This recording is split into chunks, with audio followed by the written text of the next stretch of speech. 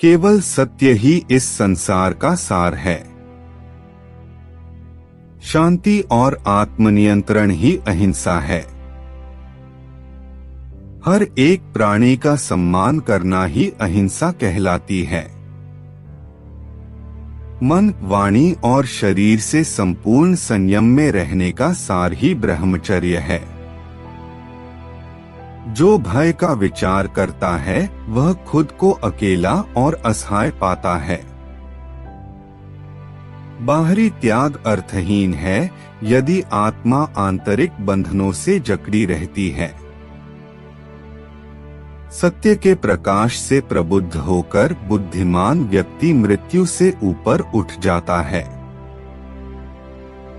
जीव हत्या ना करें, किसी को ठेस न पहुंचाएं, अहिंसा ही सबसे महान धर्म है।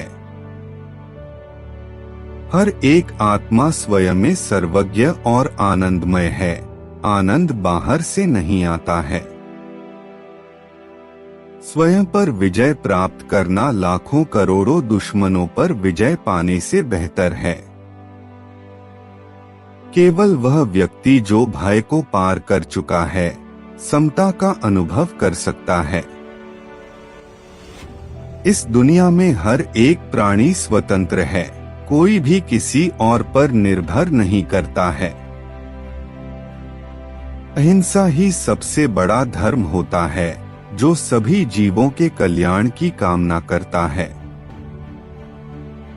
वाणी के अनुशासन में असत्य बोलने से बचना और मौन का पालन करना शामिल है।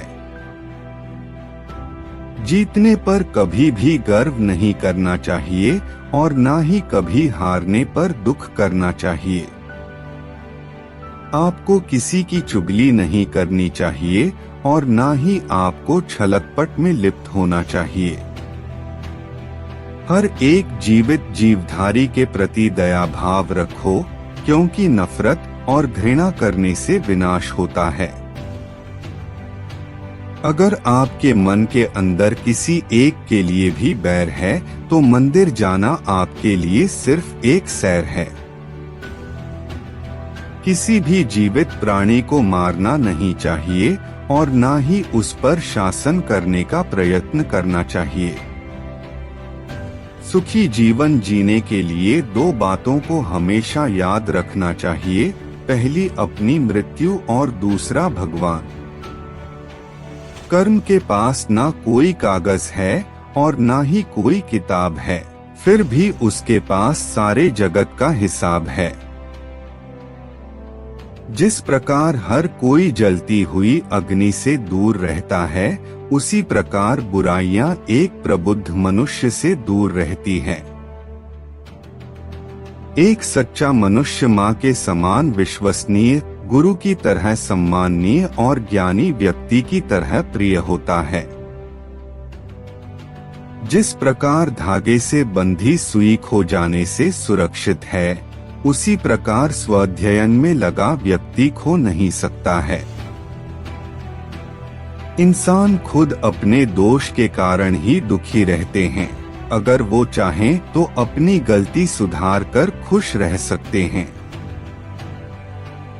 वो जो सत्य जानने में मदद कर सके, चंचल मन को नियंत्रित कर सके और आत्मा को शुद्ध कर सके, उसे ज्ञान कहते हैं।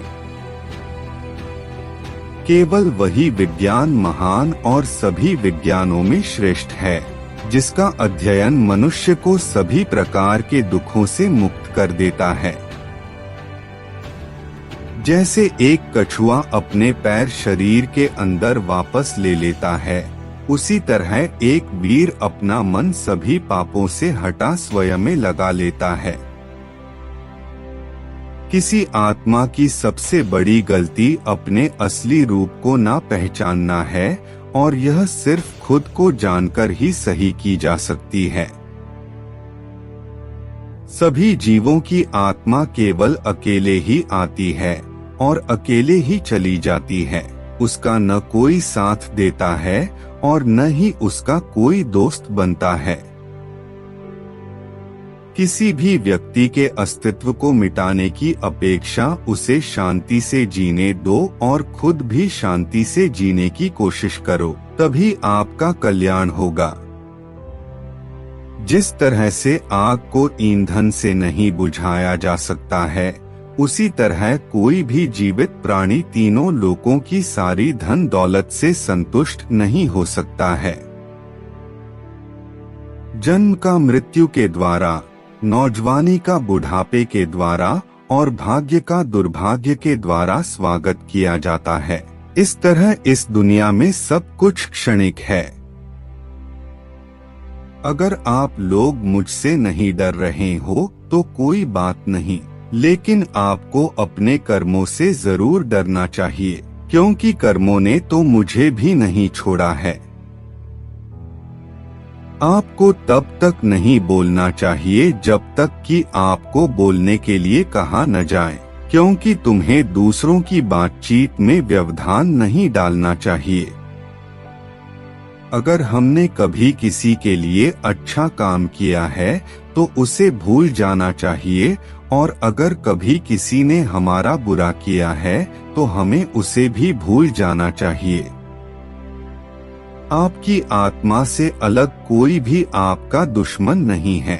असली दुश्मन आपके अंदर रहते हैं, और वह दुश्मन है आपका लालच, क्रोध, नफरत, आसक्ति और आपका अहंकार। जितना अधिक आप पाते हैं उतना अधिक आप चाहते हैं। लाभ के साथ साथ लालच बढ़ता जाता है। जो 2 ग्राम सोने से पूर्ण किया जा सकता है वो करोड़ों से नहीं किया जा सकता। एक आदमी जलते हुए जंगल के बीच में एक ऊंचे पेड़ पर बैठा है। वह सभी जीवों को मरते हुए देखता है और खुश होता है, लेकिन वह यह नहीं जानता कि जल्द ही उसका भी यही हाल होने वाला है। वह व्यक्ति अत्यंत मूर्ख है।